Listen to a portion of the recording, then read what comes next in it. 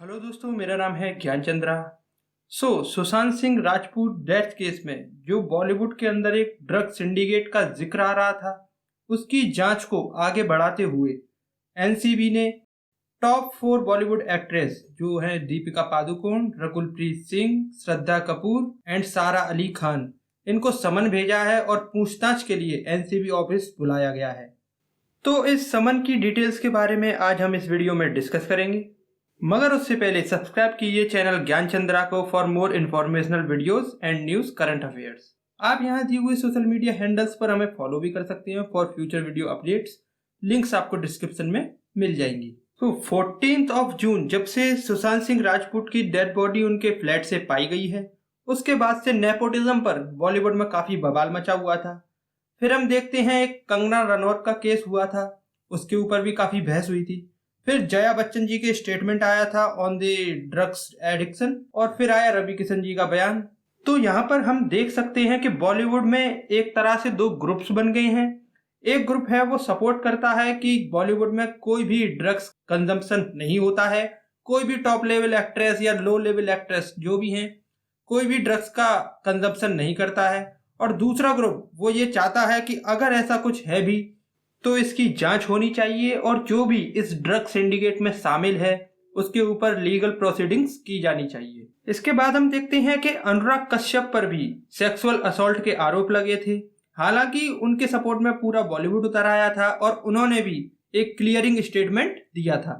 तो इसके बाद हम देखते हैं कि एनसीबी ने जो 4 बॉलीवुड एक्ट्रेसेस हैं जिनका नाम है दीपिका पादुकोण, सारा अली खान, श्रद्धा कपूर और रकुलप्रीत सिंह, इनको समन भेजा है। इनसे पूछताछ के लिए इनको बुलाया गया है और एक तरह से इनसे पता करने की कोशिश की जाएगी कि जो ड्रग सिंडिकेट जिसकी बात चल रही है इन दी बॉलीवुड वो कैसे वर्क कर रहा है और कौन कौन लोग उसमें शामिल हैं। यहाँ पर उनको डेट्स भी दी गई हैं।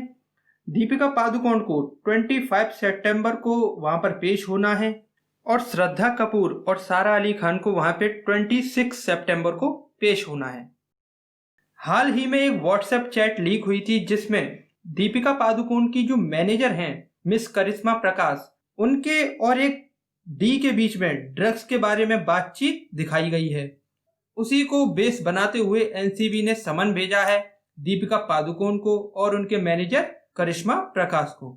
तो यहाँ पर करिश्मा प्रकाश ने अपनी इल हेल्थ को बताते हुए पेश होने से मना कर दिया है और एनसीबी ने भी उन्हें फ्राइडे तक पेश होने से छूट दे दी है।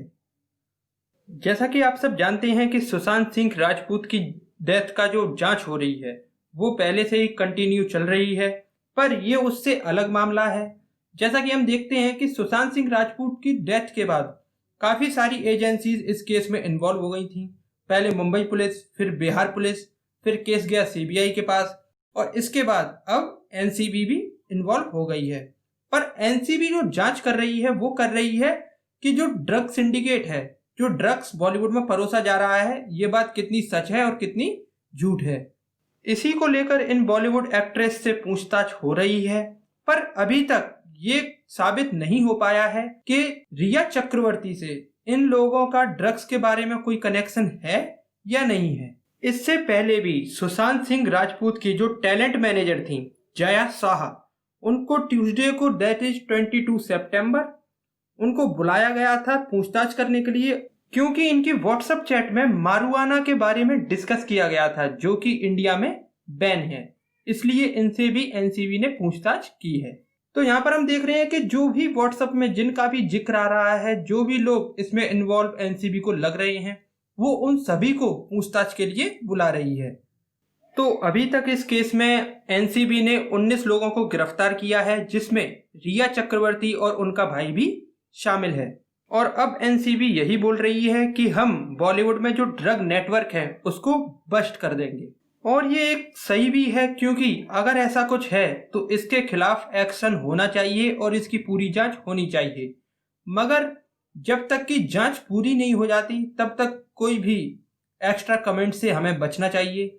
और इस चैनल के व्यूअर्स से मेरी खास एक रिक्वेस्ट है, अगर आप भी किसी तरह के ड्रग्स का सेवन करते हैं, ड्रग्स कंज्यूम करते हैं, तो उसे आप छोड़ दीजिए। क्योंकि शुरुआत में ड्रग्स लेना काफ़ी अच्छा लगता है, पर उसके बाद पूरी तरह से अंदर से बॉडी को ये डैमेज कर देता है। आपकी फैमिली पर इसका बहुत बुरा इम्पैक्ट होगा। इसीलिए मेरी आपसे रिक्वेस्ट है कि प्लीज से नो टू ड्रग्स।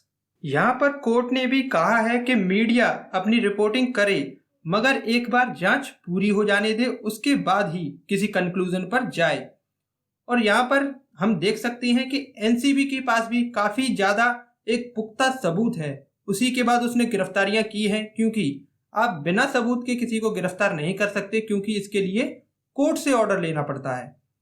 तो ये थे इस केस के अब तक के सारे अपडेट्स। आगे के अपडेट्स के लिए हमारे चैनल को सब्सक्राइब कीजिए और हमें सोशल मीडिया चैनल्स पर फॉलो कीजिए। वीडियो देखने के लिए आपका बहुत बहुत धन्यवाद। आपका दिन शुभ हो।